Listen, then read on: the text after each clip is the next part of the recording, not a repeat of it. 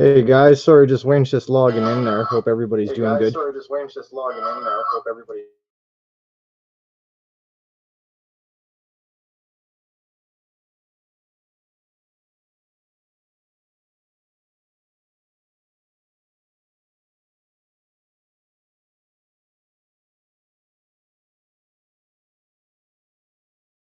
Try this. All right.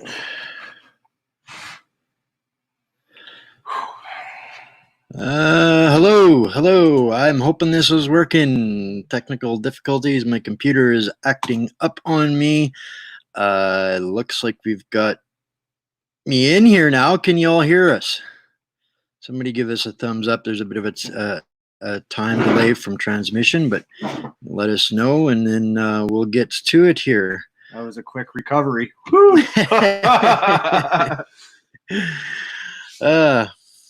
All right. So some of you guys were around here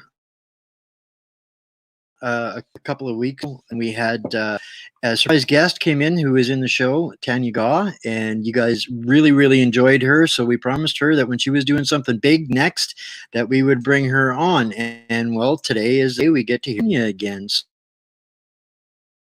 So without further ado, bring her in. Hello. Hey, Tanya. Hey, Wayne. Good to see you, Derek. Nice to be back.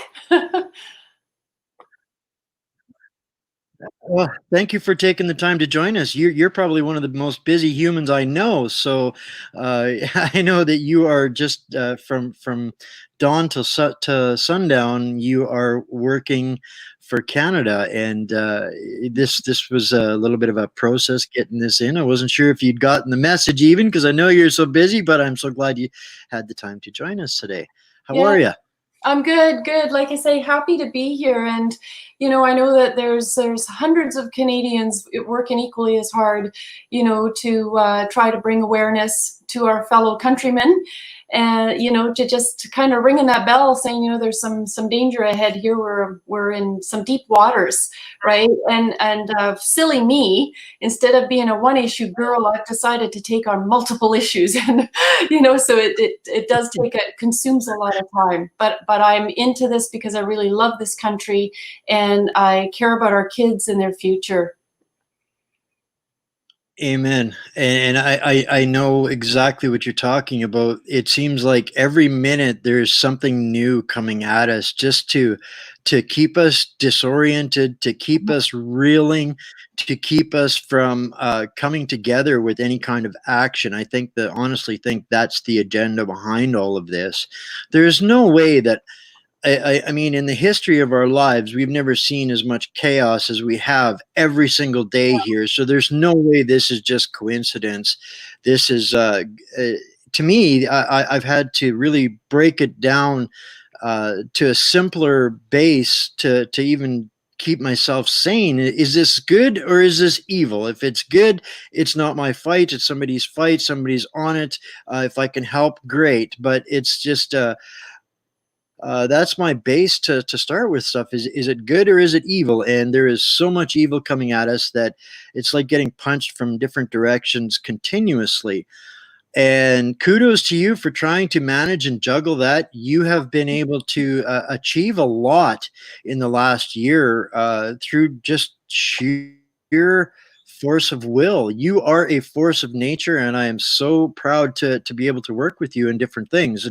And today is a big one that is hitting people between the eyes.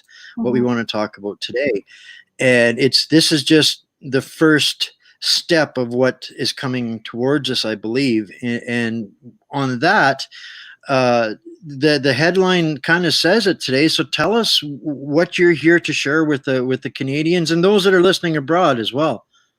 Well, you know, Wayne, what you were just saying a moment ago, I'm just going to go back to that. When we're talking about all the different issues, right? And when you say, you know, this is not by coincidence, and this is psychological warfare. I mean, they have been pushing as many issues out that could possibly upset as many people in Canada as possible, right? So just to pit one another against each other, to financially devastate us, But what's happening and what I'm excited and what I'm seeing is actually transpiring is, in a way, it's really backfiring, because now all of these organizations and groups are coming together. I spoke to a lady earlier today, and she said we were talking about the vaccines, we were talking about the rallies, and that's sort of her thing is, you know, fighting against the mandatory vaccines that BC is wanting to pass as well. And she says, you know, I was brought up liberal. And she said, I went and protested this and I protested that. And I thought the far right were far right, you know, and crazy. And she says, but now, you know, I'm taking a look at that and I'm seeing that they're not so far off on things. And it's actually the Liberals and the Green Party and the NDP that are so far out there. And I agreed. I said, you know, the Liberals who you were rallying for, you know, when your mom took you to rallies aren't the same Liberals today. These are globalist leaders, right? And they're out to destroy our sovereignty and our nation and our us as people, and to really take us down. And one of the ways they're doing that is through the mandatory vaccines and the 5G. So sort of as I get into this deeper and deeper this week, I'm frightened at what I'm discovering, and I want other people to know about it. And that's the big thing that is the fear. The fear is unanimous. It doesn't matter policy or party or where you're at. I think that's the one thing that is in common with everybody. It doesn't matter what your ideological stance or your political stance is. We're all afraid right now, and it's because of lack of information and disinformation than it is about confusion about factual information, you know. And to get back to just touch on that, the liberal versus the conservative thing, we grew up in an era where these parties defined ideological approaches to Canadian issues, whereas what we're seeing now, I believe, is ideological issues that are not Canadian-based issues. So we're basically, it's the globalist party against the Canadian party, and we're still stuck in this time warp where we're thinking that we have to choose a side, be it you know, conservative or liberal, when this isn't the case anymore. This is evolved to globalization versus nationhood. Yeah, versus the common folk, right? Yeah. And I think that's what we're saying. Sometimes I'm looking at it this way, is right, that the you know, you've got these globalist kings and queens who, you know, want to come in and rule, but the villagers, you know, they're stirring up, they're grabbing their pitchforks and their shovels, and they're ready to come out and do what they need to do to protect. And as much as we can even say globalists against, you know, sort of the rest of the world, the majority, what I'm finding in every issue that I'm dealing with is that moral fiber, right? Justin Trudeau and these liberal-minded, and I'm talking really far left-wing globalist-minded, I can't even call them liberal anymore. They want to say, you know, there's no such thing as right and wrong. And so when you lose that, and when you convince people of that, you can live however you want, you can do whatever you want, whatever feels right for you. When we lose the moral fiber, that is the collapse of the nation. And that's what we're facing right now. We're losing that moral fiber in, you know, what's behind these vaccines. You know, I sent that call to action out yesterday in response to New Brunswick, who are going to vote very shortly on whether or not they're going to mandate that children have vaccines in order to go to, and they won't be able to go to daycare or schools unless they've had this. And to take away the parental right to do that, and to use Section 33 in order to bully that through. There's so many things that you know, are so unsettling, and that push against us and our moral fiber, our understanding of what is right and wrong, that they're forcing us to push back. And I'm really concerned with the severity of the issues that they're pushing us on, that it will come to civil war in order for us to survive this. It's interesting. You know, there's an old adage that says, if we don't remember, those who forget history are doomed to repeat it. And just last night I was watching a really in-depth documentary about the poll tax in England in 1381, where they went through something in 1381 that, minus the vaccine situation, is almost identical to what we're going through here right now. And it started with taxes.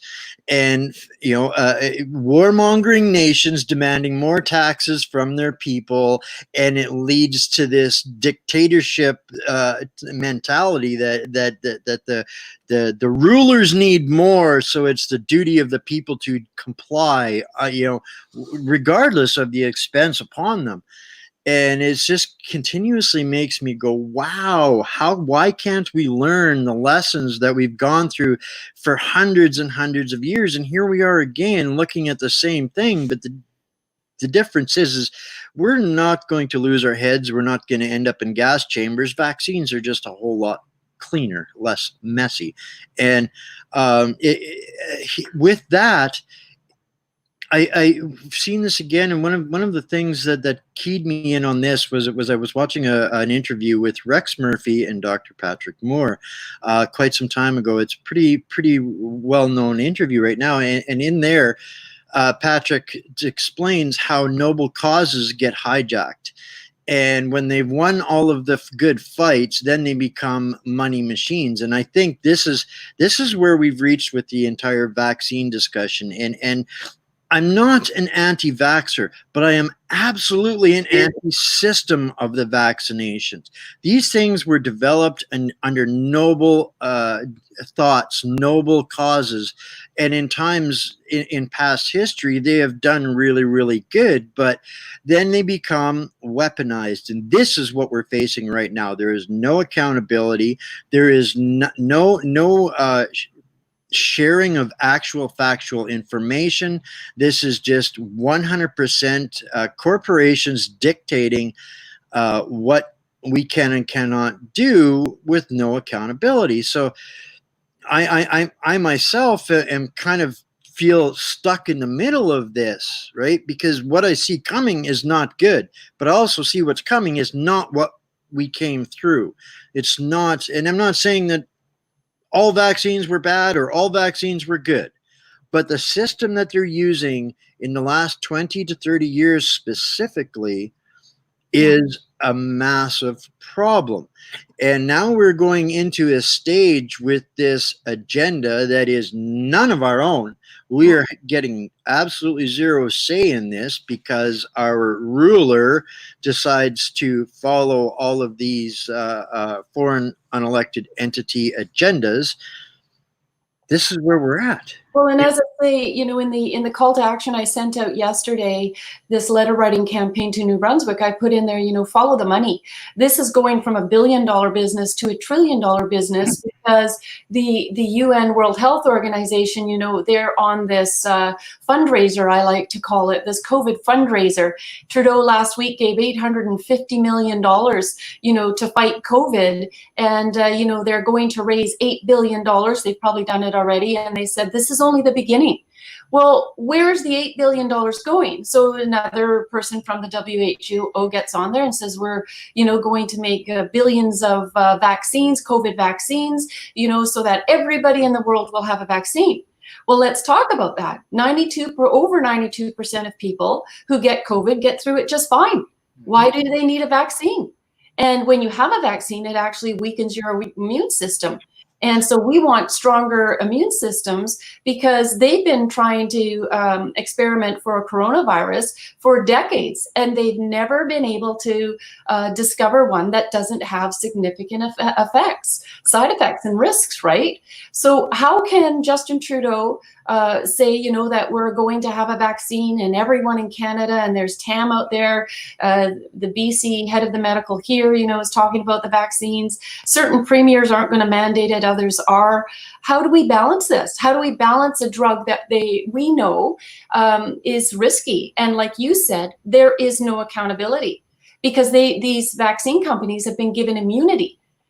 Well, until they get the class action lawsuits where they have to pay out $4 billion to a lot of victims. That's a lot of victims, and that's not counting the countries that have evicted these vax scam pushers and policies.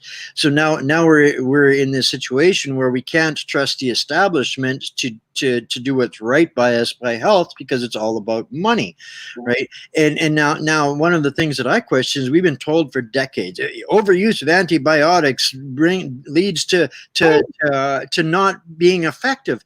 Well, why is it here now that they can suddenly claim that within the next year they can push out 14 billion vaccinations and they will solve the problem? I don't buy that. I don't buy that for a second. When I've been researching this, and in the report I sent out yesterday, I had several charts in there.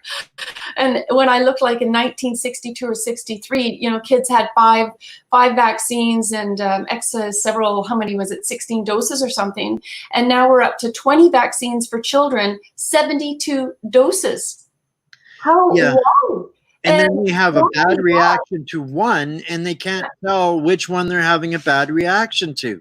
Right. And now not only that, but it's expanded. So it's from birth to death. They've now got this vaccine regime. So think about that. It always used to be kids, we got to worry about the measles or, whatever the shots were for, the MMR and others, which there's a difference between the States and Canada. I realize that. But anyway, so now it's the flu vaccine. The elderly should have a flu vaccine. They should have a shingles vaccine. How many different vaccines are people being convinced to take because they're being told it's in their best interest? It's safe. And within the heading or in the body of that email as well, I had something that it was in German, that the Nazis had said, in other words, this is for your safety. Right? Convince me of that. When I see how many more people are struggling with cancer and autoimmune disorders and ADHD and all the rest of it, right? Is this a coincidence? I'm sorry, but I'd rather do some research. I got so much, not so much, but there was a handful of those people who decided to write me and tell me how crazy I was, to write that report to the New Brunswick MLAs and the Premier to say, it was all about not interfering with the parents' right in order to make the decision for their children, what they want to decide should go into their bodies. And people then were calling me anti-vaccine. I never said anything about not taking a vaccine. If that's your choice, fill your boots, take a vaccine, but unless we actually are permitted to have the discussion about this is one view, why not take a look at it? I'd be happy to see your research and your view, but not one of those people sent me one article to support their view. And I gave them, a full report on what I was actually reporting on and advising people about and just giving them a warning. Right? Make your own choice. I'm just giving you the information. Yeah, this is where, so simple things make me question is the odds of getting struck by lightning and dying are higher than dying of COVID if you get it. Yes. Okay, so let's have a lockdown against lightning. Okay. Where's the lockdown against abortion, which kills 10 million people a year? Yeah. Okay, let's lock ourselves down about that. So we stop making babies, so we stop killing babies. I mean, this whole thing is just progressed into this giant screw.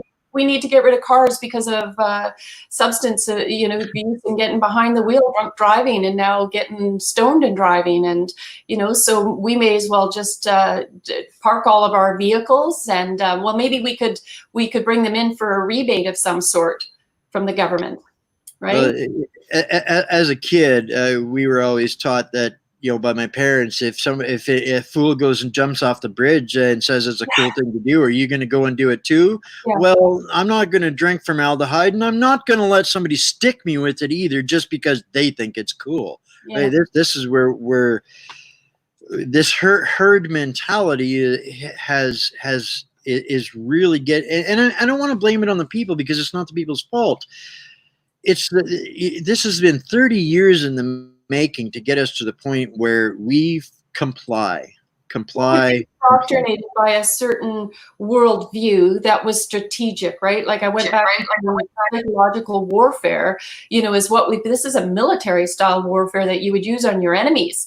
And, you know, you soften the stand on you know, for instance, LGBTQ rights and same-sex marriage. They knew what they were doing when they were calling for that. That was their toe, you know, just kind of crossing that line in the sand that people had put, because, you know, and it's not the gay and lesbian community themselves that are behind this. These are, again, like you say, some people started out with good intentions in mind, and that there are those that come in and sabotage it.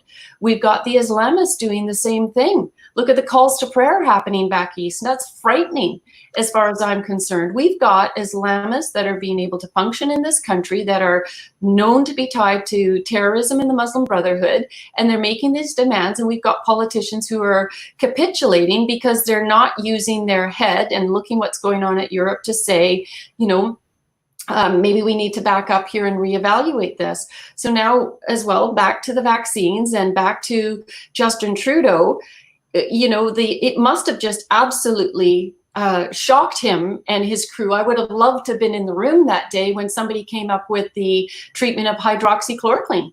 I mean, they went into this knowing that they were going to demand this COVID vaccine and that they were going to cause this terrifying feeling throughout the nation. Don't breathe anybody other germ. Don't go out in public. Don't touch anything. Everybody was terrified. And I see people in their cars by themselves wearing a mask. It makes no sense, but he's got them that terrified.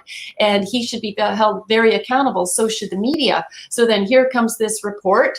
And, so, you know, wonderfully it comes from, you know, Donald Trump. And, you know, of course, who are they going to reject? Well, you know, it's from Donald Trump. We're not going to listen to what he has to say. But what he was saying was legitimate, and we're finding that out now. Doctors are coming out. I have a recording of one I discovered on Facebook the other day, and I quickly sent it to our tech person, and he quickly uploaded it, and before you know it, they'd taken it down.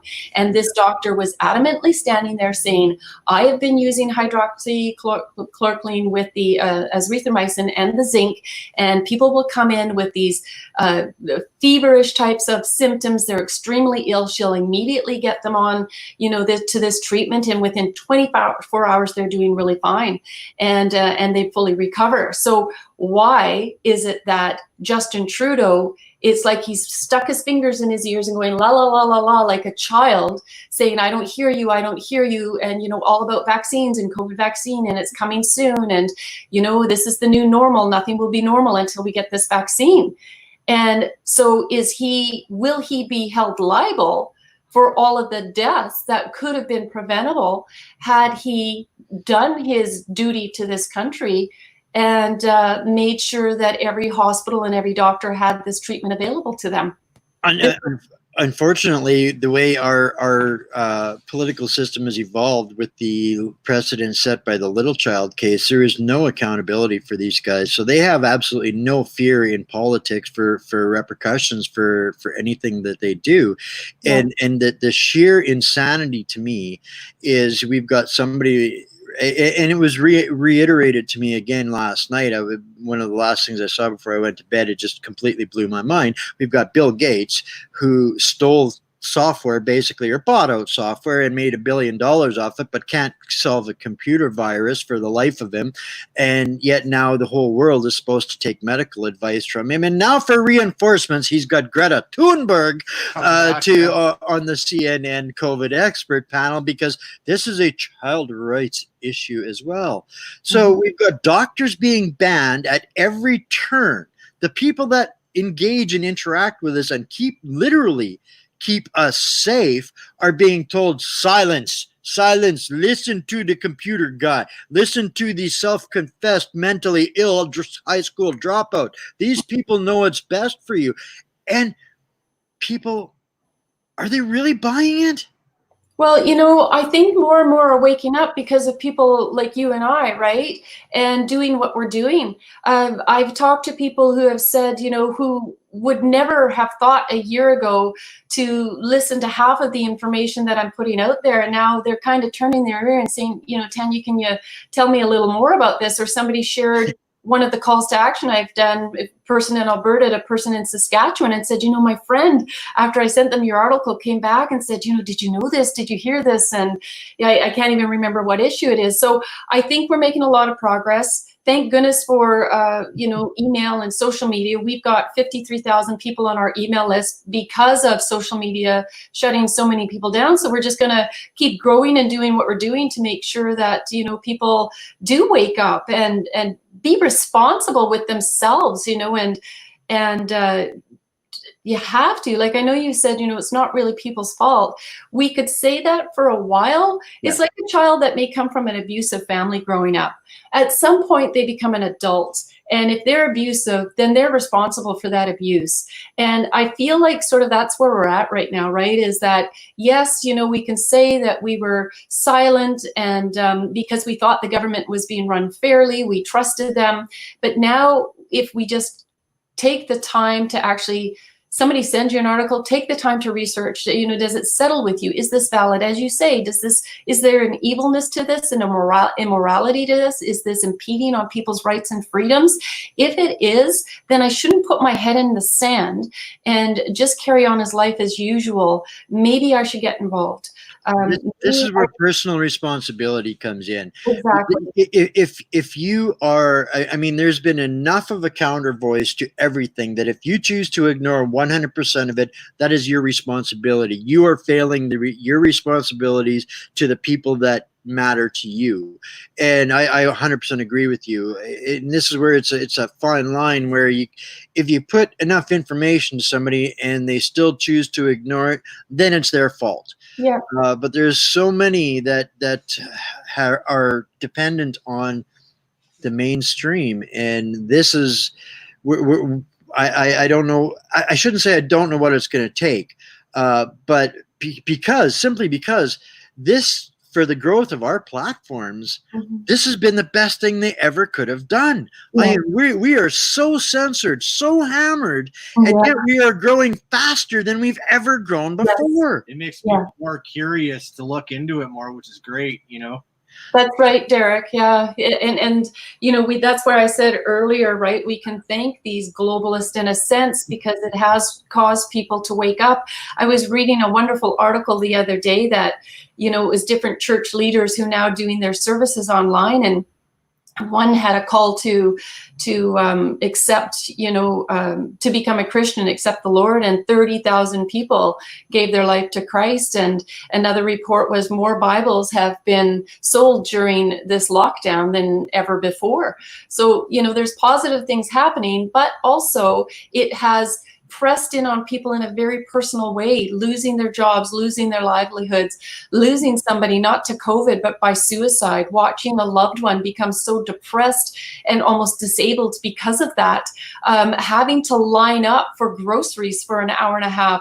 I see them in the States for 6 hours. I'm going to be doing a report shortly on our food supply, and I have numbers to the head of the Dairy and Beef Board in Alberta, and I haven't called these gentlemen yet, but they're trying to shut down our beef facilities, and that goes back again to Al Gore, and who wanted to cause all of this fear years ago about not climate change, global warming, and he failed at that because things are actually getting cooler, so they turned it to climate change. But guess what business he's in? He's in the fake beef business. So why do you think that they're trying to say, that cattle are leaving a large carbon footprint and we need to get rid of them? And did you know that as well? Like, we know that the vaccines are also causing people to become, they're unable to have children. It's, how do you say that? I'm sorry, I'm a birth control, basically. Control, right? So they can't have children. And as well, if men don't eat the red meat and the proteins, that lowers their fertility as well. So there's a lot of things that are working together here. We know that Bill Gates has said that he wants to depopulate the world by 10 to 15%. That's like 1 billion people. That's mass murder. That's genocide, my friends. Like, this is very serious. Your decision is whether or not you will take that vaccine, but understand it's experimental. It's never been used on humans. And then as well, last night, I learned that Trudeau is actually bringing in a team from communist China And Daniel Smith actually referred to them as a communist military team. So I hadn't had a chance to listen to what she had to say about this. Yeah, this is not good. And, you know, I'm researching a bit on the legalities here, and I'm sure CCF and others are all over this, but Justin Trudeau does need to be held responsible. Dr. Tam does need to be held responsible. Thousands of people have died because they did not provide hydroxychloroquine, and I'm quite convinced of that. And so there's liability there.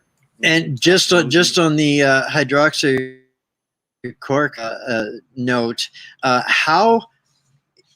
what are the odds of coincidence that first of all, I mean, without touching on the Honey and Barry Sherman case, but was it day before yesterday, the two other manufacturers of this pill, basically cheap pill, there was a factory in, I think, in Illinois and one in Mexico, and they both burned down on the same afternoon. Is that right? I hadn't heard that. Yeah. I did hear that the UK, because Trump is in support of the hydroxychloroquine treatment, and that the UK was sending them a tremendous amount to provide them stock. But yeah, I just don't. This is a kind of pure evil beyond anything I can imagine. And if you can imagine, and you know, when we recognize as well that the death toll is not at all what they anticipated for COVID. Of course, they had really inflated those numbers in order to push their agenda along to get to the point where they would then mandate these vaccines. But when we get the balance of it, it's not turning out. So, you know, everybody has said it. Why, if we're not going to shut down for the common flu, why are we shutting down for COVID? And that what they're going to use to their advantage again, Trudeau will be spouting these words, as well as Horgan or whoever else is in support of this agenda. But they'll say the second and third wave is coming.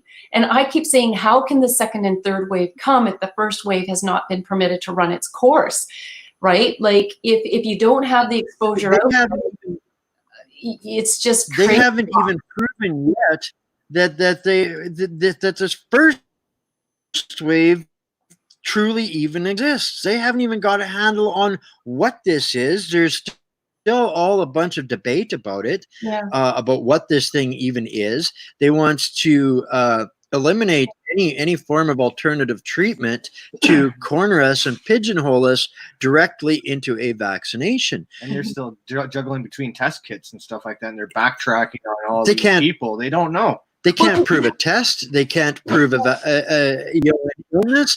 But they've cured influenza. Nobody's dying from influenza. No. Right? Did you hear about the leader of Tanzania, who took, I don't know, it wasn't a dozen, but he took the test kits and on different types of fruit and a wild boar or something, and several different kinds, and then he named it as a person, gave their age, and then submitted those. And they actually, a couple of them came back as positive for COVID, and you know, the other ones were undetermined. And I'm just like, okay, this is brilliant, right? Good for him. But how do we get that information? The whole thing is a scam, and it's destroying lives. Like, I'm so angry. I'm so concerned. Economy too. Well, the crushing of the economy, I think, is a part of the agenda to put us into our place. To when the people are beat down, they will accept whatever it is, whatever will get them free, whatever will allow them out of the house, whatever will allow them to go to visit their family. That's where they want to get us to, I think, ultimately.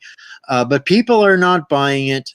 I think in the tide is rising on that. So this is why, and I've been saying this for a while, that there's going to be, there's two big trains on this track, and they are going to come to a head-on collision. That is the WHO narrative and the Orange Man Bad Trump train, and they cannot both stay on the tracks. One will be right, one will be false. We, I think, here in this room know which way that's going to go, but what are the implications going to be when these governments that have chosen to follow this lockstep agenda set forth by the WHO. What are they going to do? Is this is the second wave their response to this? Is that what this is? Because they can't prove or disprove the COVID, but they've got us in this fear mode, and they cannot waste a good crisis. So now we've got this new Kawasaki virus that only targets the children. Well, isn't that convenient too? You know, my mom was watching the news last night, which I refuse to do anymore, and she really isn't into it anymore either, because I've educated her a little on what's going on and showed her some facts versus, you know, the lies that are coming from the MSM. And anyway, so she was like, oh, she happened to be watching it last night. And I went down there and she says, take a look at this. And, you know, she showed this child with this rash, which is horrific. And I said, but isn't this convenient? And isn't it interesting that everything related to COVID said it did not harm or touch anyone under 20 years old? Right? And so no vaccine was needed for children. They're trying to push the vaccine. It would have completely, you know, removed them from any sort of mandatory vaccine, just based on the reality that they don't need it. And now all of a sudden this is coming in. I'm skeptical and hesitant to believe it is as they say it is. Yeah, I'm not inhuman and I'm not unreasonable. And if they could prove to the people that this vaccination was safe, that it was going to be effective, I would probably consider going and taking it if it was going to save my life. But if they cannot get the science and the information and the knowledge to be allowed even for open discussion, this is what makes me nervous. And even in this instance, why would you take a vaccine for something that is no worse than the common cold? Well, and this is my point. If they can't even prove it, how can they expect us to accept it? Yeah. You know, the greatest backlash that I had, I might have mentioned this before, when I sent out the first call to action a few weeks ago, you know, requesting support and writing to the premiers to say, look, you know, you need to lift the emergency orders and you need to get the your citizens back to work. And the greatest backlash, boom, boom, boom, you know, from people were Chinese women. And I'm not, I'm compassionate towards them, actually, because these are actual people that have come from communist China. They weren't born and raised in Canada. They don't know what true freedom and democracy looks like. And so when their government says jump and you need to do this, well, it's how high, you know, we trust what you have to say. And another shocking thing is I have really wonderful Chinese friends and very westernized. Some of them have grown up in communist China, and you know, they are equally, you know, ringing the warning bell, saying, you guys don't listen to this. We have to be very vigilant, you know, to understand what the liberal government is doing right now in trying to remove our freedoms and our freedoms and our rights. Anyways, this one particular friend, she was very sympathetic to the Chinese government in coming in and removing family members by force. And I said, how could you possibly support that? And she said, oh, you know, it's out of their love and concern and their care, you know, for the other family members. They don't want them getting sick. And I was horrified, because I thought, if my kids were, you know, if it happened that my kids were living at home and my mom lived here and they came forcefully to drag my mom away, I would be out of my mind. There's like, or they took my child. I'm like, absolutely not. That is such a violation of my freedoms. When I first started doing this, talking to people and doing it on camera, and this was even actually before What's Up Canada was born, one of the first interviews I did was with a Chinese lady, and Chinese immigrant in Calgary, and she'd been here for about 15 years, and she was the most outspoken person about so much of this, and yet these are the people that are the most persecuted as far as for speakers. We just like doctors, the people that have the knowledge that we should be listening to, that we should be getting critical opinions from to get to the right answer, because without meaningful discussion and critical thinking, we're at the mercy of whoever is dictating what is going on. This is ultimately what we're facing here is it's vaccines today. It's this vaccine today. Tomorrow they're going to say we have hoof rot, and now we have the law saying that mandatory vaccines are, you got to do it. So I mean, there's no end to us once we get down this slippery slope to the bottom of the well of this. Yeah, a scary point of that is, right, is where will the line be drawn as far as mandatory this or that is concerned? Look at euthanasia and how it's taking off right now, right? It was just going to be for those who were terminally ill, that they were on their deathbed, and you know, that was that. And now it's opened up to even in frightfully, if a child is struggling with depression and they go in and they feel that, you know, they want to be euthanized, this is working towards that being done. We have, as we started this conversation out, right, it's where is the moral thread? Where there has to be a line in the sand. If not, there will be chaos. We are now entering chaos because the moral line has been moved, and it's been moving for the last 25 to 30 years. And we've got to take a stand, and we've got to start recovering that ground that's been taken. How is it morally and ethically okay for the government to tell us that if a teenager decides they want to kill themselves, they have the right to go to the doctor and get a needle and die? But yet we don't have the moral right to say, no, you're not sticking me with something. Yeah.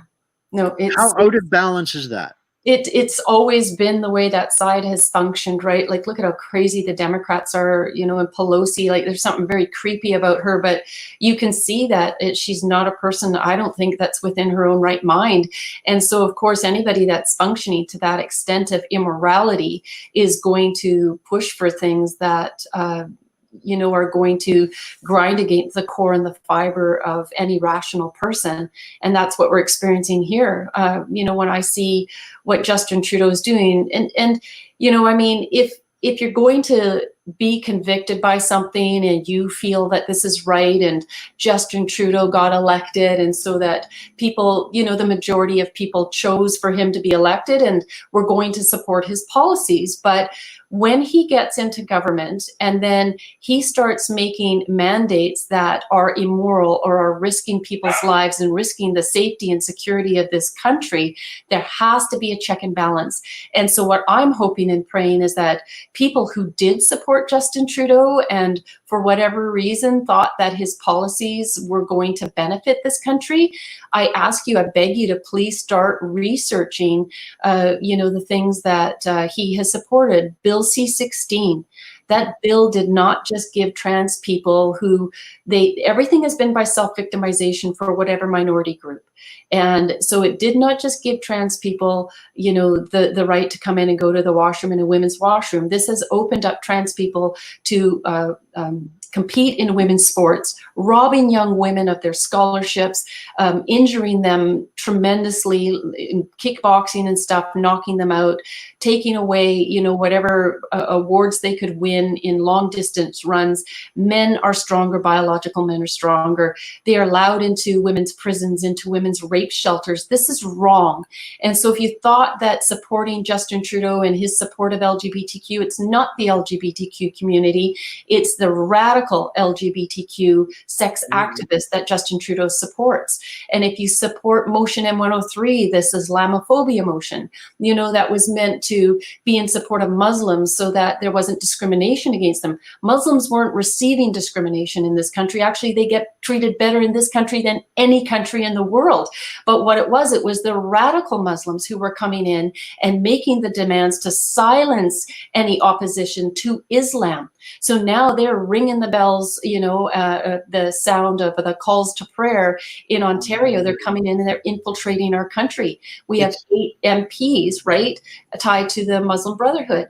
And the same thing with vaccines. So I'm asking you, everything that he came in and convinced people of, please go back and look at the effects that these policies are now, today, currently having on Canadian citizens. Well, this call to prayer thing that's now in Calgary and Edmonton as well, and this is where, to make this simple for me, my first realization that something was really, really broken and wrong was when they said that, okay, one person is allergic to peanuts. Not a single stadium in North America is allowed to sell peanuts because somebody is allergic to peanuts. So when the good of the one outweighs the good of the entire population, you know you're in trouble. And this is where these radicals gain their power. So we've got one transgender that wants to be known as a woman and wants to compete in female sports is going to be destroyed. Mm-hmm. Who can win? So why bother to try? Yeah. There is no winning for them. No, people have not on the field or in society at this point when they're trying to go against that one squeaky wheel. We're doomed if this is the way our nations are going to operate. Then the worst person in our country is going to set the bar for how everybody else in our country is going to be treated. This is the danger of this path that we're taking. Mm-hmm. Yeah, and this comes right back again, right, to we need to support science and reality. We can no longer be these support the social justice warriors because, feelings change and opinions differ. And when we take a look right now, what's going on with the conversion therapy bans, Calgary is going to vote on it. The mayor, Nenshi, he happens to be a homosexual. So what do we think is going to happen with that vote?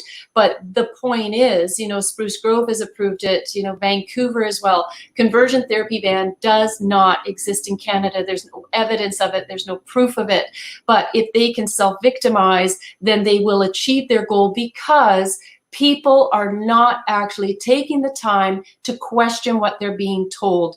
There is no conversion therapy. No one's receiving electrodes. No one is being abused. What's happening is difficult conversations are being had in therapy as to whether somebody is actually gay or lesbian or trans or gender dysphoric or not. And those conversations must and need to be had.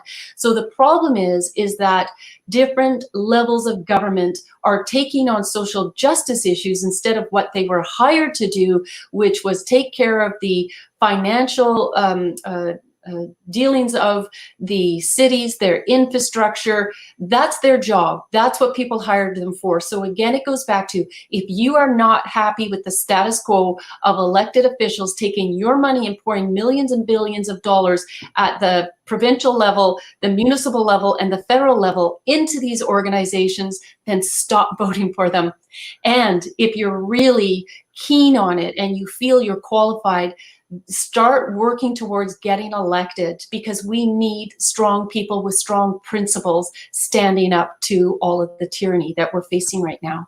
Well, this social justice warrior mindset has completely overrun our political system, so that what we actually have when these people go into parliament, they're not debating policy. They're who can virtue signal the most, get the most social credit score points by gaining the most popularity in the media. And this is how we'll determine policy, because we socials credit scored better than you did, so we win. It has absolutely no basis in reality or meaningful discussion anymore. And so we are literally living China, but without the dictatorship. Well, we are in dictatorship. Without the oppression of it yet, which is now what's catching up to the social credit score system, because all of this is all our politicians, every elected official at this point, all they're doing is virtue signaling. How can we get the most popularity?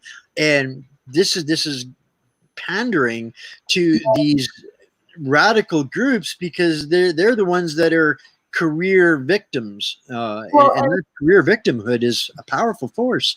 And this is it, right? We've got less than 3% of the population is LGBTQ. And when I say that, I'm talking, yes, there are LGBTQ communities of people, but the radical portion of that, the ones pushing their agenda, has got to be less than 1%. Then we have the Islamic community who are self-victimizing and pushing a very radical, very scary agenda as far as pushing against our sovereignty and, you know, the freedoms of this country. And again, they're 3% of the population, but the radicals are far less that are achieving what they are. So in the call to action, that it's actually a call to rally and an update that I'll be sending out today, is I go over it, you know, that Action for Canada, we were created to encourage, equip, and educate people on what's going on so that they could start reaching out to government and municipally, provincially, and federally. So this is what I even want to encourage, is probably we're going to close today, is that whether I send a letter or not, one for you to sign, if you see something that you're unhappy with, find out who your premier is and your MLAs. Make a list. We're trying to post them all on our website on Action for Canada. Find out who your MLA is. Find out who your MP is, and start engaging them in conversation. This is what the other side has done. Mm-hmm. We are the majority. We're the silent majority. And what Action for Canada is trying to do is we're trying to give you your voice. We're trying to encourage you to use it, because your one small voice connected with millions of others can and will turn this around.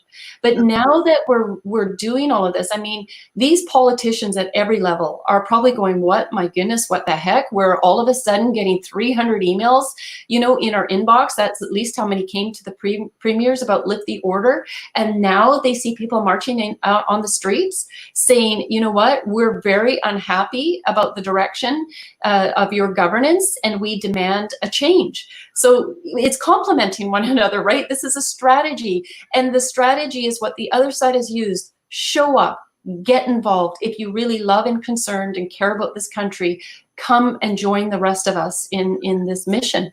Perfect example of that this past Sunday, Cody Holler. Yes.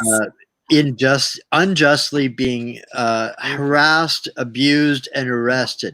Interestingly enough, the blowback from that got a faster response from Jason Kenney than anything that has happened in Alberta since he came into power. Yeah. Immediate response. Why?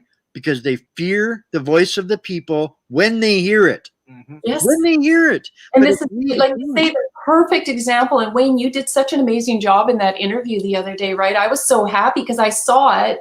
I was devastated by, you know, what this young man was doing. You've seen it happen in Australia. You see that couple in Toronto that got removed from their home. And then you see this and you think, oh my goodness, we're turning into a police state. And so it was very good to hear Cody's side of it. Very good to see that we're having an impact, that Jason Kenney would be concerned about what the villagers are thinking. And this is the same message we need to send to every single premier. The power of the people is immense if we come together and actually use that power for good. And that's what our mission is. Well, this is where I fully believe we've not been using the power and resources and tools that are at our disposal, not even remotely to any kind of effectiveness as yet. And this is the big thing that has been lacking, and what has allowed the left to gain such a head start on everything that we're doing. And and this is not to go against anything that people have been doing. God bless everybody that is standing up and doing something. But can we do it better? Can we use the same amount of energy and get better results? This is what the progression needs to be, and understanding simple things like on a Saturday when we go out and protest and rally. That's great. It's really great. It's great to see, but it's really not going to have any effect because the politicians that you want to hear us are at home in their PJs with a cup of cocoa. Can we do this on a Wednesday or a Thursday? Because I'll tell you what, every one of those politicians that ordinarily on a Saturday has got their feet up, but on a Thursday when they have to walk through or hear us or see us outside of their buildings all day long, that scares them. A perfect example of that, again, in Calgary, there's a hardcore group of dedicated people out there. I think they've been out there 76 weeks straight. They decided they have a 10-foot billboard saying "Fire Nenshi." every Saturday they go out there, no hassle. They go out there on a Wednesday and a Thursday, and all of a sudden they've got bylaw. They've got to move across the street. They've got to put it on wheels. Why? Because Nenshi could see this. Nenshi could hear this. Nenshi was afraid and upset by this. This is the difference between 50 people on a Saturday or 5 people on a Thursday. Exactly. Right? That's you can learn from this. Yeah. The one thing I'll say, and I totally agree with you. Somebody was emailing me today. I think they were in Saskatchewan saying, in Winnipeg saying, do you know if there's any gun rallies? Because Edmonton had an extra one on last Tuesday or Wednesday. There was a rally in Edmonton on Saturday, I believe, and then another one for specifically the guns. And so this really interested this young man. And I said, yeah, no, sorry, I'm not aware of one. But it is absolutely true. I was thinking about that is that I said to him, if you know of any rallies at any time, I will post them on my website. So if you know who's behind that rally in Calgary, please let me know, because I want to encourage people too. If you are going to organize a rally in your small town, 3 of you will do, 1 of you will do. 1 person can make such a difference in just holding up a sign that says "End the lockdown" or "Trudeau must go," and just send me at call2@actionforcanada.com, and that's the number 4. Call2@actionforcanada.com, and I will post those rallies. I will make sure that people know what you are doing, and I encourage you to do that. We've got some information on that rally site as well to give you some ideas for signs. It also, you can print off the section by law that you're permitted to rally, so have that available in case the police try to interfere with you. And other than Cody's, the response I'm getting from across the nation, so don't be worried about coming out and rallying, is that the police have been very supportive. And we're experiencing that in Vancouver. And the one thing I'll say for Vancouver that I was so impressed with, because they're actually marching through the streets, we have a police escort, it's going very well. But as I looked up, I was there week before last, people in these high rises are opening their windows and they're videotaping and they're, going out on their balconies and they're seeing what it is. What is the message that we're sending out? And we're like, free yourself, get out, end the lockdown, come and join us. And other people were applauding on the sideline. There's others that were throwing bottles. Poor Dan Dix got nailed by one, but he's out there doing a great message. And so all of it, all of these rallies, everything you guys are doing, any efforts, the writing, calling your MPs, going in and having a meeting with them, get connected. And by the next time, there's an election, you will have impacted, even if it's 2 people, 3 people, a dozen people, you yourself have the power to make a difference. I just want to address a comment in the chat section here. I've dropped some links in the chat for the website actionforcanada.com/rallies. This is where if you want to find out where rallies are happening, Tanya's developing them on that page. And if you want to notify her about rallies, I did drop that in there as well. And people are questioning the spelling here a little bit. It is call to actionforcanada.com, right? So my spelling is not broken there, cousin Jody. It's all good. That's correct. But yes, let people know, let Tanya know. She'll get them on there. This can be a very powerful hub to reach other people. What Tanya's created there is a very, very, very strong network of people and influencers as well. It's not just for the little guy. You're going to be able to connect with people right across the board. And this is going to be very empowering. And what I'm expecting here now by Jason Kenney's response, the people's response was overwhelming enthusiasm. They're not afraid to go out and protest now because Jason Kenney flat out said, this is our inherent right. So game on, game on, right? And so I don't expect we're going to see, so long as we keep it peaceful and respectful, and that this is always rule number 1.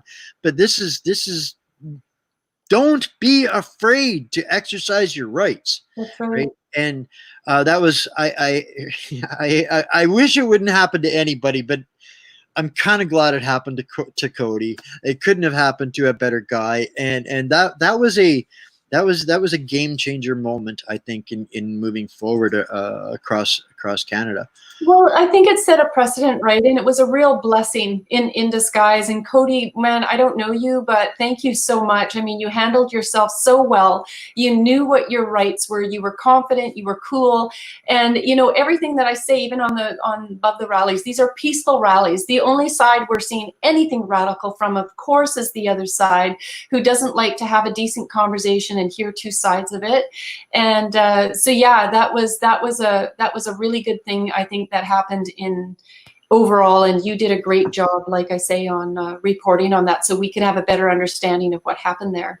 Well, I don't ordinarily do this, but if you can ever get a good word for us in with Dan Dix, I've been trying to reach out to that guy, but I'm pretty sure I just end up in his spam box because I know he gets so overwhelmed with stuff. Yes. But I've been trying to reach out to that guy, so I would love to connect with him with what he's doing there, with what we're doing in Toronto here right now. And tomorrow we're going to be out in downtown Toronto too, and I think it's going to be absolutely magical. It's going to be huge. The response has been overwhelming. Pardon me, Saturday. Yes, you're right. I'm a day ahead of myself. Do I have that listed on the rally list? I'm not even sure. But I will make sure that you do have it if you don't. But it's Queen's Park in downtown Toronto at I believe 1 p.m. is where they're 12 till 2. 12 till 2 is the rally, but they're actually going to do a march. They're planning a march on Saturday as well here. So okay, 12 to 2, and the march is afterwards, or no? That's on Saturday. Sorry, I'm a day ahead of myself. Okay, Saturday, Queen's Park, 12 to 2. Yep. Take that down. That's college and university. It's the actual address is 111 Wellesley. Yeah. Oh yeah, you know what? I do have that up there. Okay. Yeah, I think they're going to be rallying every week. So yeah, it's great if people commit every week. Then it makes keeping up the chart easy. Well, I'm gonna see if I could talk to people, see if we can do something during the week, because I'll be more powerful than on Saturdays. Okay, yeah, let me know. And actually, you know, it's funny because I have your card, Wayne. You gave that to me in Red Deer, so maybe I'll grab that and pass it on to Dan. Oh, appreciate that. That would be absolutely awesome. I can't think of anything that the people would love more than a live stream from Toronto on one side of the screen and a live stream from Vancouver on the other side of the screen. Yes. I think that would be pretty sweet. That would be exciting. I think it's so invigorating seeing people come out to these rallies. It's encouraging, right? It shows that, you know, there's hope that there can be a shift as more people become aware. And I was really excited because I have this fantastic Trudeau must go sign, and we hang it over the side of the overpass, and the feedback from the public compared to where we were a year ago, because I rallied all last year from December 8th, 2018, all the way through to before the election. And you know, at first, you know, people were giving us the finger and being rude and ignoring us, and now, I mean, the response is so exciting that it's all honks and thumbs up, and it's tremendous. I think it was December 5th last year was the first rally that I went to, and honestly, that was the first rally I'd ever been to in my life. Me too. And now, I mean, I grew up in like as remote northern Alberta as you can get. The last town going north before you're into the territories, that was where I grew up. You didn't rally there. There was nothing to protest to, right? So this wasn't an environment I grew up in.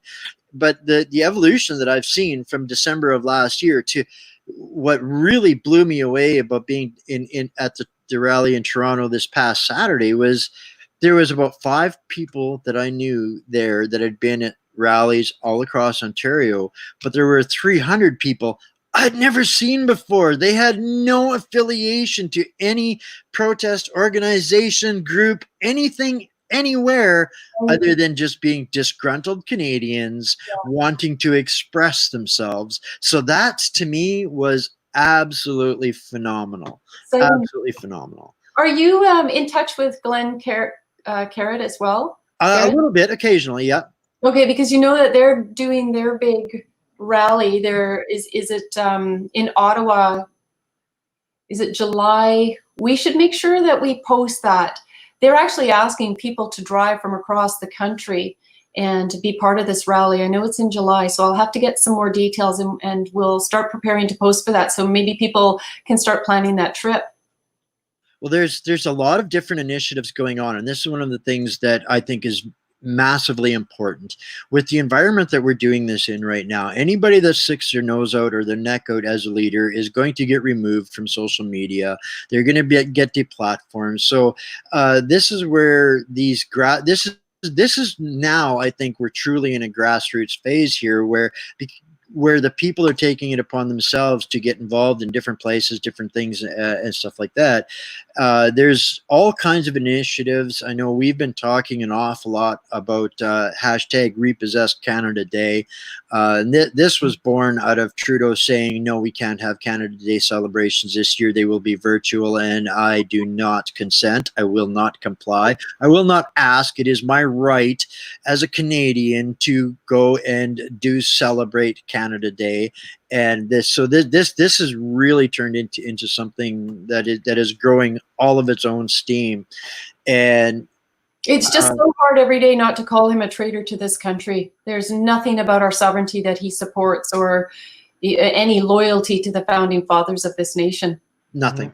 No, Nothing. it's disgraceful. Or the people in any way, shape, it's not or even form. about the people now anymore. There's globalists. It's all somebody else's will that is being enforced, and with no consideration to Canadians, unless you're one of the chosen Canadians. Like, I mean, I don't know how obvious it has to get to enough people, but I think we're at a point here now, and this is where I think we're really underestimating the power that we have right now in this moment in history. When I look back to that convoy last year, that changed my world, and it opened up a lot of eyes. And that convoy was the #1 searched tag in the world for a few days. Now, we have to sit back and remember for a second, although those people may not be speaking now, they're awake. They are paying attention. Okay. They are in fear of the unknown. They're looking for something to invest themselves into that may have some merit, because there is risk associated in doing this, whether it's they get back to their jobs and they're not on the preferred employee list anymore, shall we say, or they're trying to get a job. The first place employers go to find out about a future employee is Facebook. So people are hesitant. So we've got to give them something that's going to show the world and the rest of Canada that we are collectively doing something that is going to have an impact, and to give them something that they can actually hold on to. And I think Canada Day is going to be it. And there's, like you say, there's a lot of different initiatives, a lot of different people working towards it, which is the best possible thing, because this also means it's a complete unknown. We have some groups saying they've got 500 people. Other people, have 800 or 900 people that are organizing to do something, but they're not. They're working towards the same goal, but they're not dependent on each other to make it happen. And this is the key. This is the key.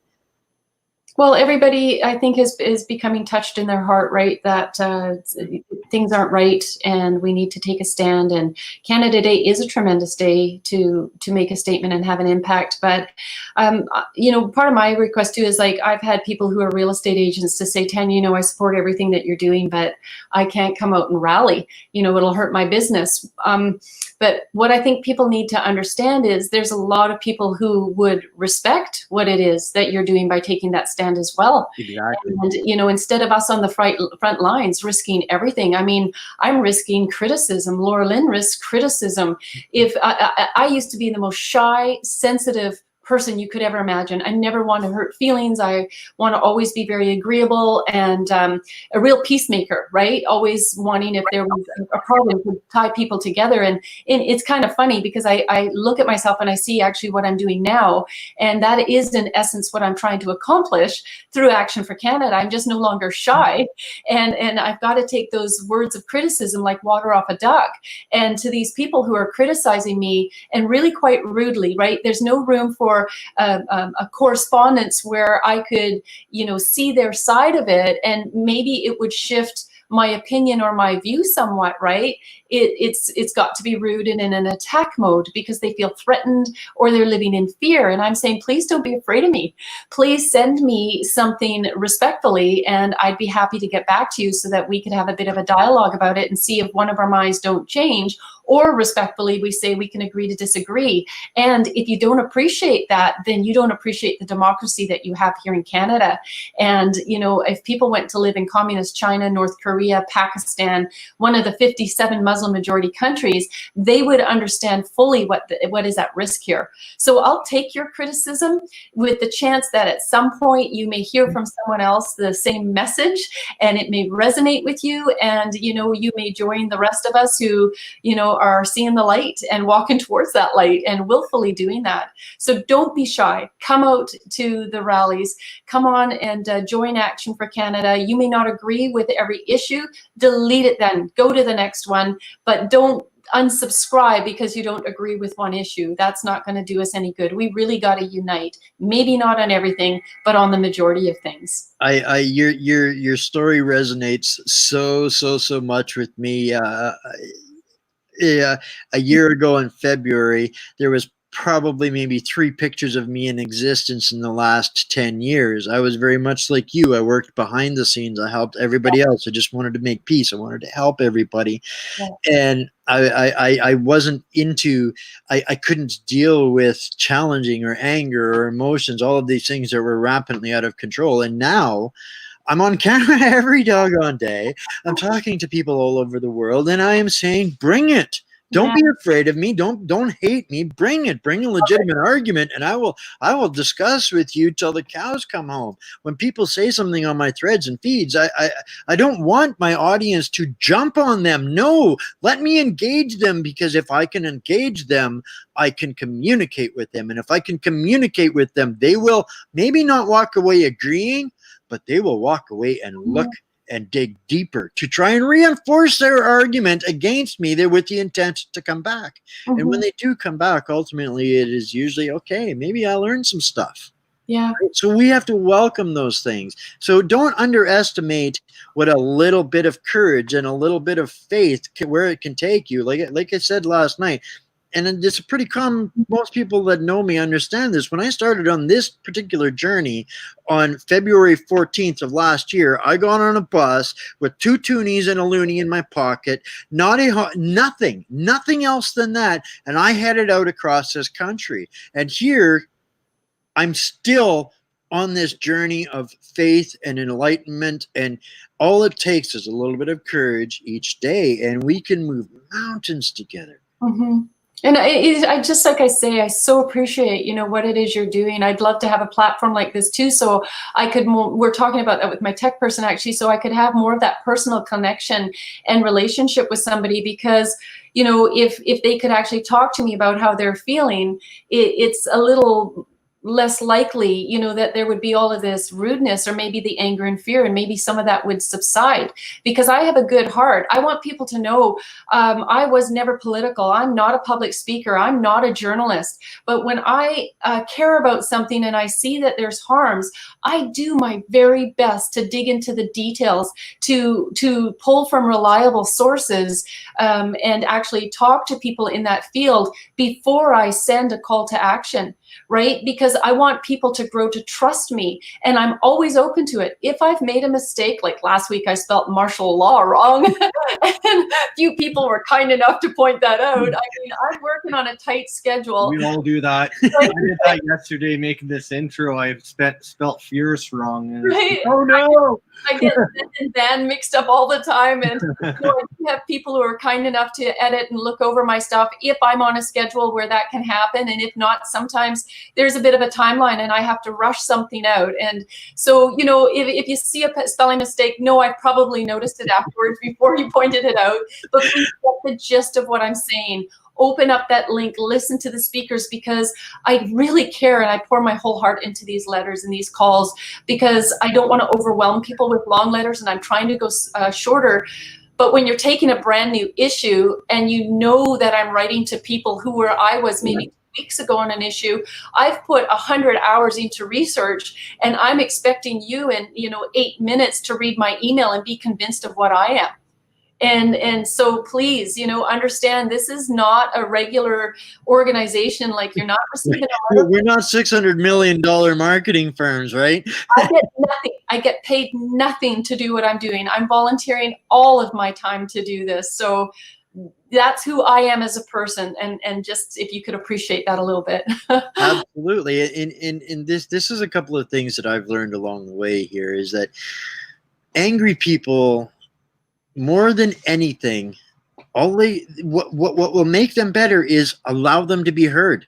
Mm-hmm. Just allow somebody who's angry to be heard. You don't have to agree with them, but listen to them. You can probably diffuse the situation if we listen to the angry people. That doesn't mean to set yourself up for abuse. I don't tolerate abuse from anybody, not friend or foe. And maybe people have said that's made me a little bit harder.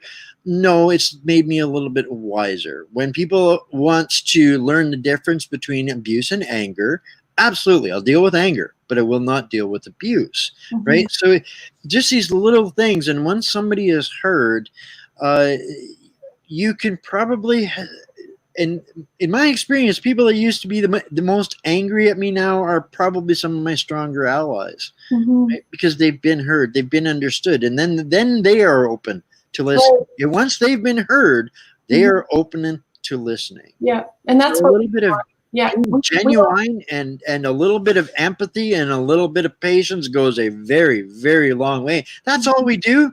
That's all I do. I just talk to people and give them a chance to express themselves, maybe counter with some points and some ideas, and maybe we can all walk away looking at things a little more curiously. Yep, because those different views, like, I'm educated all the time. I've written some things and people have written or responded to it, and it was a point that I didn't know, and I thought that's a valid point, and I will actually roll that over into a next call to action, so that to make sure that as I'm growing in my awareness, that I can help the people that I'm trying to lead grow in their awareness as well. And we're not wanting to have a platform for all those who have been red pilled and have come to this side. This mission of ours is to definitely reach out to those who are hopefully beginning to question. And my encouragement again is question everything right now. Understand that to everything there is a well-meaning platform for many of the things that have been launched, but they are all being sabotaged by a greater force who are working them towards violating our rights and freedoms. So just be careful. I'm just asking you to just take a smidge in our direction and actually start reading and listening to what it is that we're sending you. I tell people all the time, I don't expect you to take what I say as gospel and verbatim. As a matter of fact, please don't believe me. But if you're going to choose to not believe me, go look first. Yes. Right? Yeah. And then come back to me and tell me why you don't believe me. Mm-hmm. I'd do that all day long with anybody. So question, like you say, question everything. Look for yourself. Find your own answers, because I'll tell you what, it means a whole lot more to discover something yourself than for somebody to sit and to tell you about it. So if you take get a hold of a seed of information and somebody is there trying to convince you of something, take it with a grain of salt and go and look. From both sides, right? Yeah. I'm probably not going to challenge anybody's stance on anything until I've gone and looked myself. Yeah. And if they can correct me or re-educate me, hallelujah, because that just makes me more formidable moving forward. I can educate better, and I get re-educated on a lot of things all the time. You're a stronger leader. We are stronger for it. Absolutely. So is there any messages that you want to what do you want people to hear as we're closing out here? We're getting close to an hour and a half now. Wow, we were going to keep it to 20 minutes. Right? Edit this down. Well, I think we've pretty much covered it all, gentlemen. And again, I'm just so appreciative to have had the time to come and chat. And like I say, it's like a table talk, right? Unfortunately, I can't see everybody that's listening, but know that I care about you.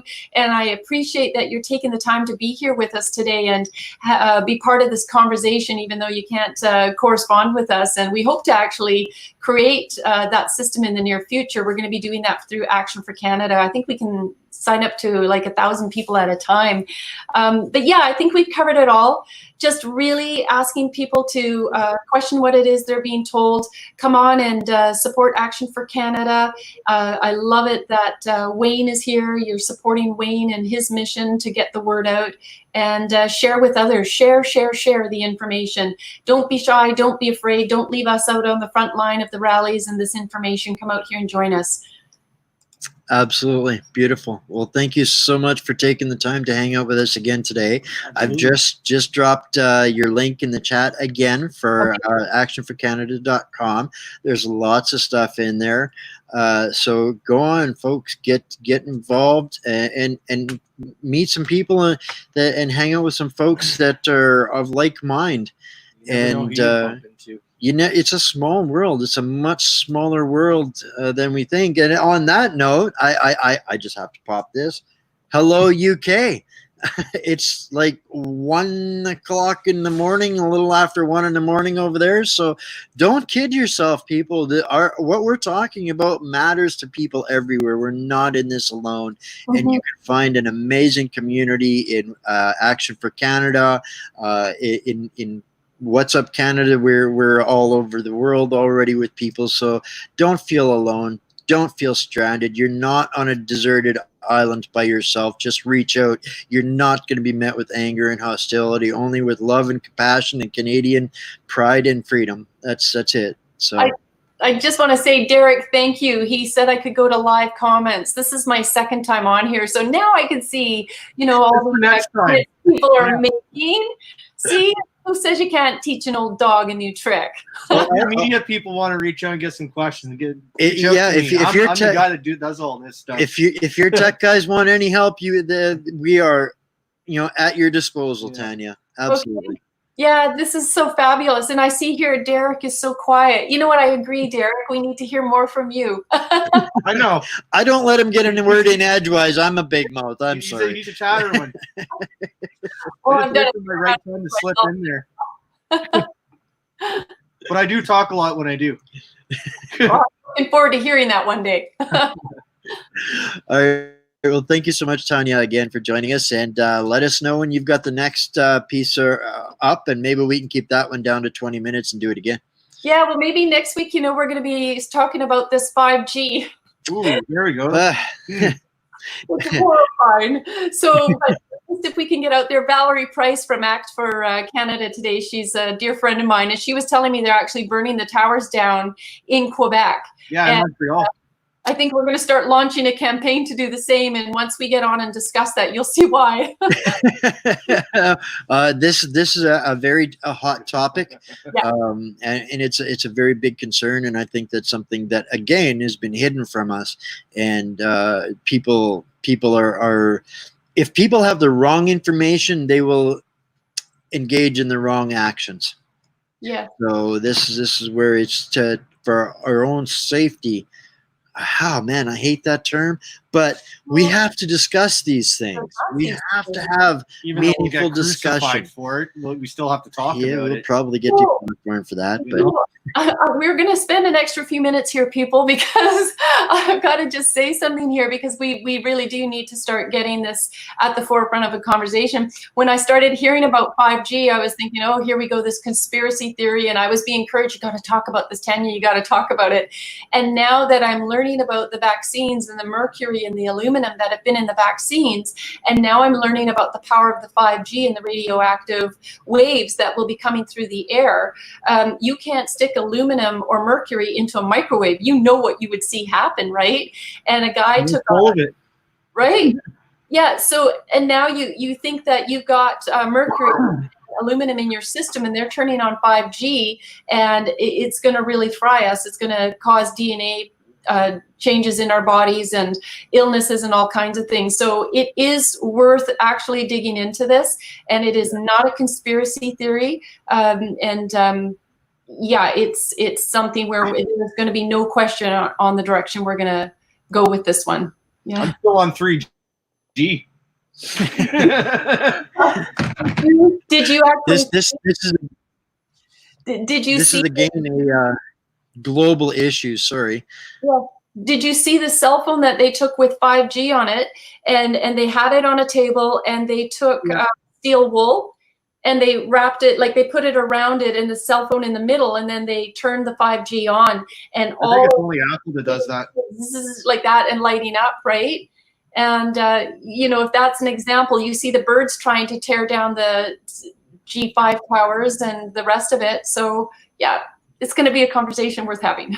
Oh, it's going to be definitely, exciting. it should be. It'll be exciting. Like my phone's a 5G compatible phone, but Yes, right. well, and they're trying to horseshoe and corner us into that by only giving us options that will comply to what they're bringing in.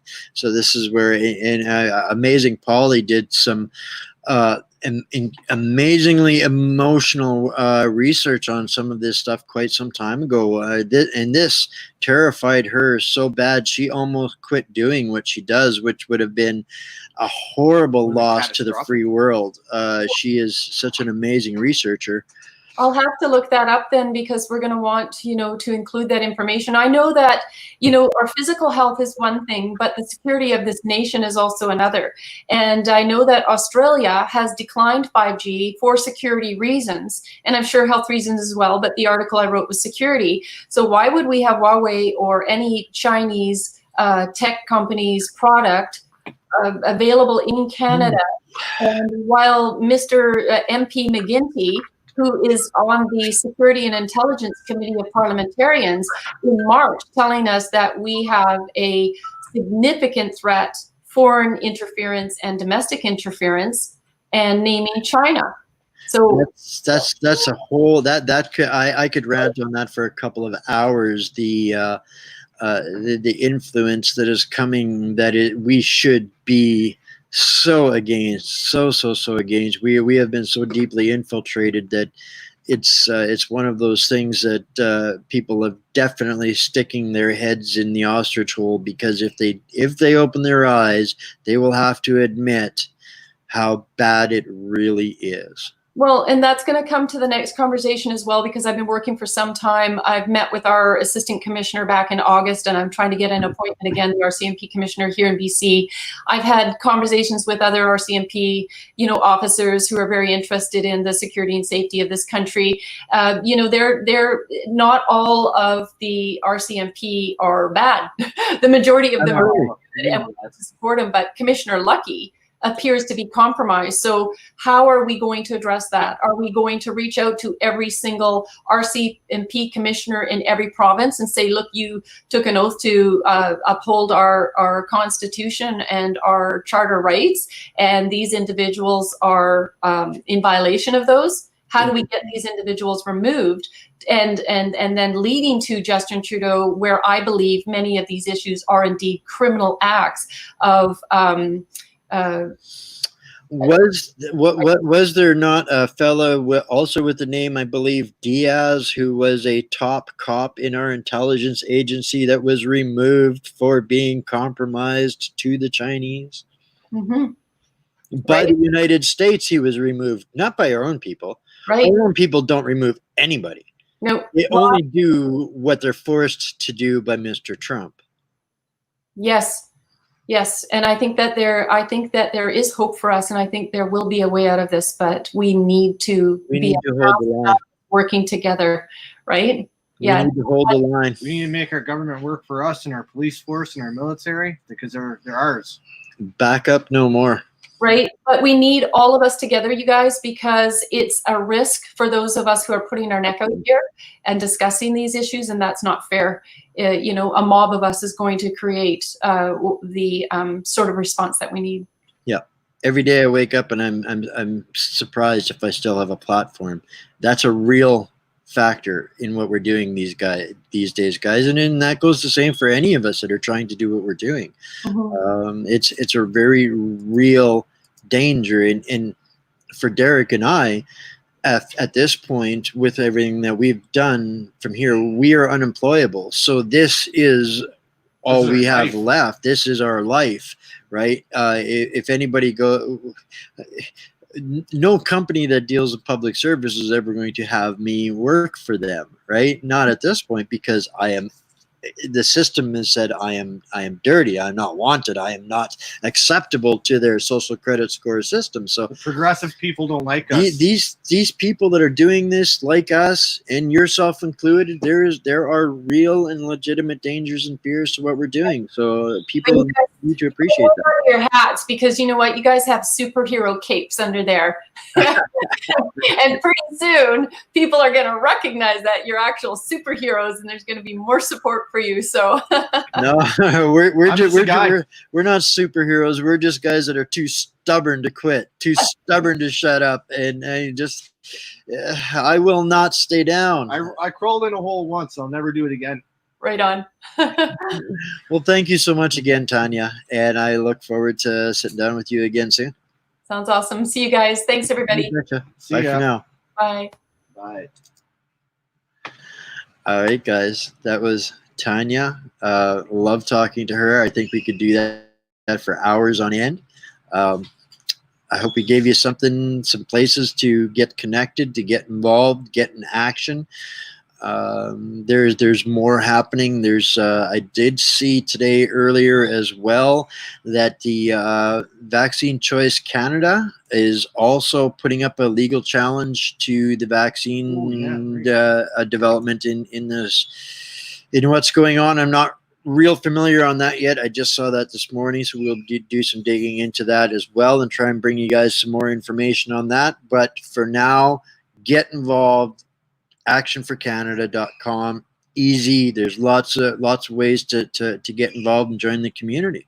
So if not, you guys can just drag your butts to Ottawa or your legislator on July 1st. There's other stuff going on as well. Take part in whatever you can. Support those around you. They're all fighting for you too. And we're all fighting to make Canada Canada again. So that's my tagline. Call it a day. Call it a day. Here you go, guys. Catch you all later. This wonderful video for you. Love you guys. And if you appreciate and support our work, there's ways to help us out and keep us going.